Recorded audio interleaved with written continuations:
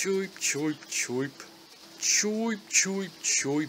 My, what a cartoony glowing slime. And in this game it's no low-level early enemy. This dollop will kill you.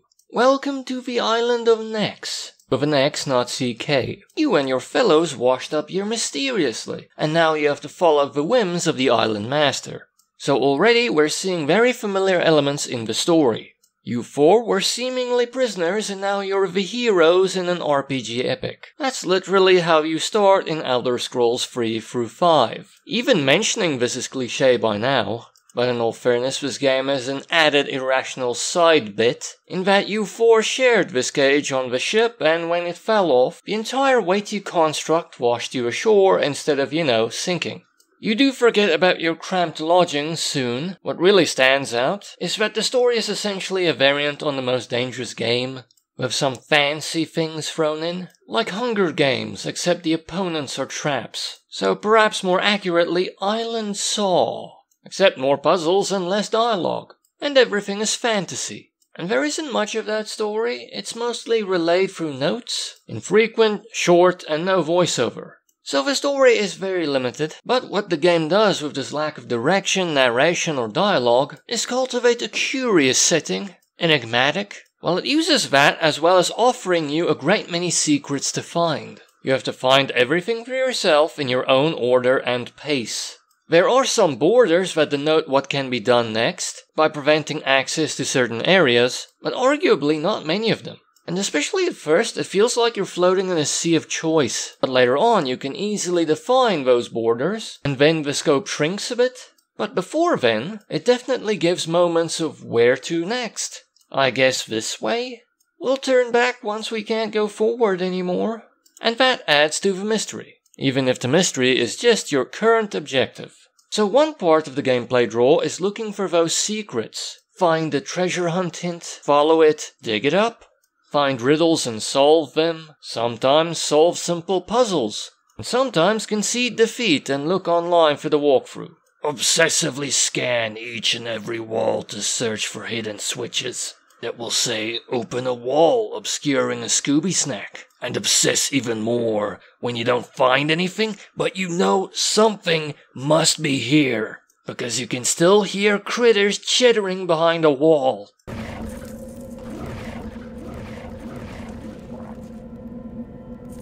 Dungeon FOMO is frustrating, and believe me, you'll feel that a lot if you don't keep the walkthrough close. But when you don't use it, finding the secrets is great fun. There are a lot of them, and some of them, the riddles especially, can be lacking in direction or instruction, and thus are difficult to figure out. Enter more frustration. Don't worry, this takes place during a medieval fantasy period it seems, so the 5-second rule is much longer.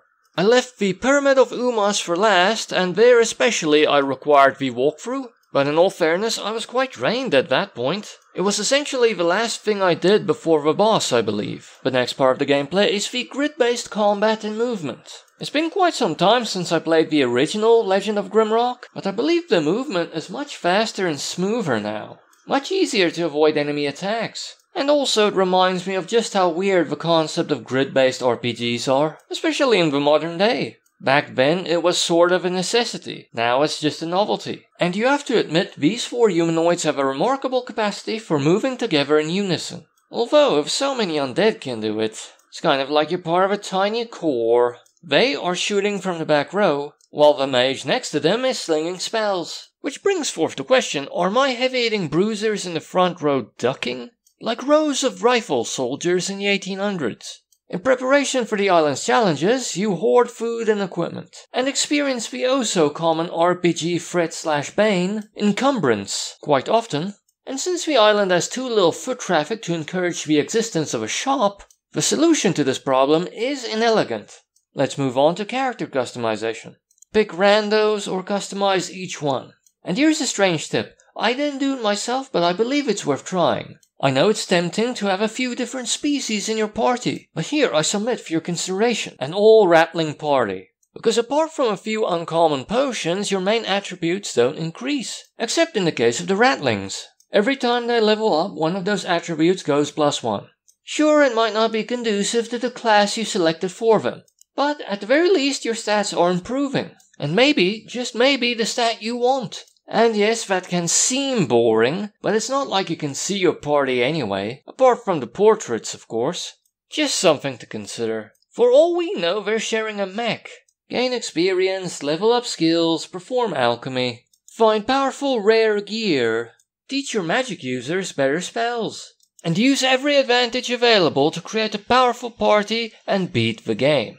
It's lovely and pleasant, surprisingly so, when you attack and dodge away. Just remember to not let yourself get pinned in or fall down a pit. And that reminds me, it has nice inter-floor vertical movement as well. If perilous, visually the game is very good graphically. But the design of the enemies at the very least can be a bit generic fantasy. Very trolly, very wolfy, very wizardy, very grey zombie. Or is it a skeleton? It's pretty plain somehow, even though some of the enemies are a bit more unusual. I mean, isn't this the most extreme version of a mimic you've ever seen? Hey, at least they're dark. Sometimes maybe even a bit more realistic, as much as that can apply to mostly mythical creatures. And even though the game still uses a toolset, the list of assets seems to have grown, so it's all a bit less samey than Legend of Grimrock 1. But focus on enough segments of dungeon wall, scrutinizing them for small switches, and you're going to notice tile similarities. But there's enough detail and variety to the textures that it's not really noticeable to those who don't go after the secrets. Enough jutting brick or differentiation in moss. I believe so at least. But on the other hand, you kind of have to look for secrets in this game, because if you don't get the best rare equipment, and the game will be shorter and less fun. Plus, the gameplay revolves around collecting these power gems. They are needed to progress, and you will have to go to parts unknown to get a great deal of them.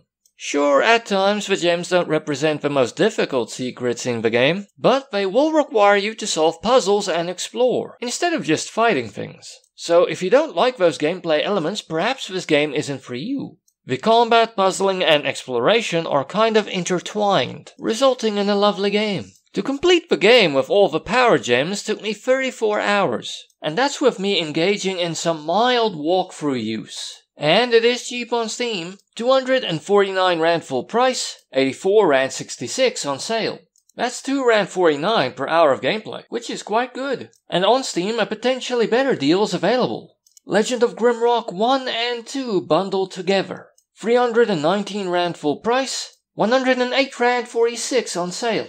It's been a while since I played the first one, and that was before I started reviewing, so I was more prone to idling. So maybe it's shorter, but bearing that in mind, Steam says I played it for 27 hours, and thus altogether it took me 61 hours to complete both games. Which means the bundle would have cost me 1 Rand 78 per hour of gameplay, which is quite nice, and more cost effective. If you think you would like both of these games, just a quick off-the-cuff, slightly inaccurate summary. The first one is very similar to the second one, except everything takes place in a dungeon. A whole lot more greystone, and a less advanced toolset as mentioned. Constant darkness almost. But I must say, in my opinion, no other game I've ever played has managed to capture the feeling of being trapped underground as well as Legend of Grimrock 1. Maybe that summary would convince you to go for the bundle. And to download the game, it's actually not that bad, as it only takes up 1015 megabytes on the hard drive. Not the easiest download, but pretty good, and I believe surprisingly small for what the game is. But it doesn't really work on the Warhorse. I did test it and it does play, but it lagged on the start menu, as well as in areas without enemies. And, I'm not sure, but I think it took longer to load. I guess the game's too pretty. But I did retest it. I lowered the resolution to 1024x768, and it did run better. The lag was improved to a frame rate drop, even in the desert area I showed you, with all of those undead on the same screen. Arguably, it became playable, but perhaps this one is a bit dicey, so here are the specs, you make the call. And stereotypically, I suppose it is kid-friendly. There is blood, but I maintain it's not gratuitous. Really, the worst thing here is how pronounced the darkness can get. Sometimes darkness and being underwater at the same time. 2 phobias in one. Maybe the odd scary moment and creepy ambient noises. No NPCs, either things wanting to kill you, or inanimate objects. Well, unless you count Wilson. It's quite lonely and eerie. Some kids can handle it, some can't. And that leads us into our first pro. It has mystery for days, produced by being on a lonely, eerie, weird island, with only cryptic notes to explain the situation to you. The game has good graphics, and I maintain it's quite pretty. But some of the stylistic elements, such as some of the enemy designs, can look a bit plain.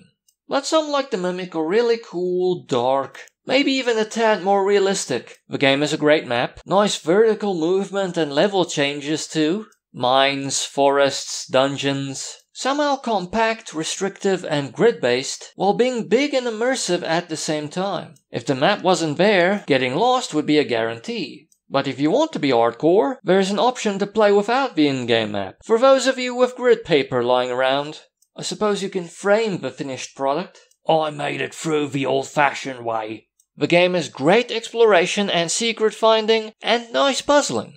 If some riddles are so lacking in information that I can't see how most people would be able to do them without walkthrough assistance. But hey, maybe a code breaker is watching today. And it has good grid-based combat and movement. Some may find the grid-based method slow, clunky, dated, at the very least deliberate. But I maintain that the developers really streamlined and smoothed it. But still, some people will absolutely abhor it, will believe that it belongs in the past, will never be convinced that a good control scheme can include pressing E to turn right. But hey, it's uncommon in this day and age, so that makes the game a bit unique. At least for this era. On the maybe side, this game does not hold your hand. Very little direction or instruction. And as said, I believe that most of you will, like me, require a walkthrough. And also the game does not have much story. You pretty much explore the island collecting gems. And the lovely mysterious atmosphere and the questions are more engrossing than the answers.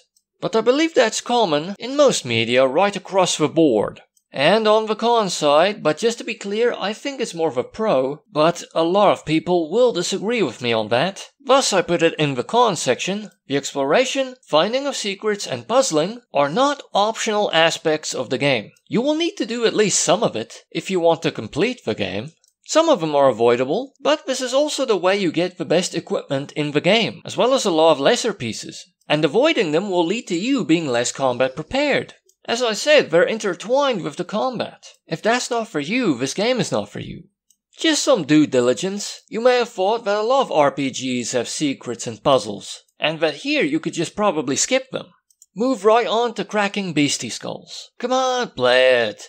I dare you to play this game without a walkthrough. Let's see you figure out on your own how to kill a herbal breeze. Maybe it's like a genie, but one that lives in a shampoo bottle.